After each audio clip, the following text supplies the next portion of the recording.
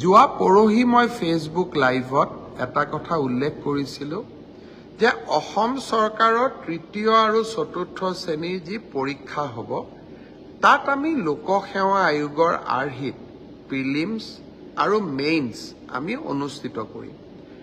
দুই এজন ব্যক্তিয়ে মোক জনাইছে যে পৰীক্ষাত নতুন নিয়ম এই বছৰ কৰিব নালাগে, কাৰণ আৰু যিহেতু 2 মাহ আছে, গতিকে আমি পুৰণা বা আগৰবাৰৰ দৰে পৰীক্ষা পতাটো উচিত হ'ব।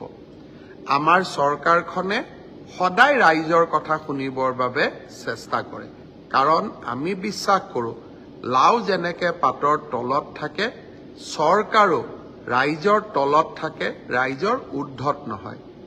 যিসকলে মোক এই পৰামৰ্শটো দিছিল, দুই এজনে অলপ গালিগালাজো কৰিছে আৰু কিছুমানে ভালকৈ পৰামৰ্শটো দিছে। গালিগালাজ কৰা সকলকো মোৰ মৰম জনাইছোঁ আৰু ভালকৈ কোৱা সকলকো মোৰ সন্মান জনাইছোঁ।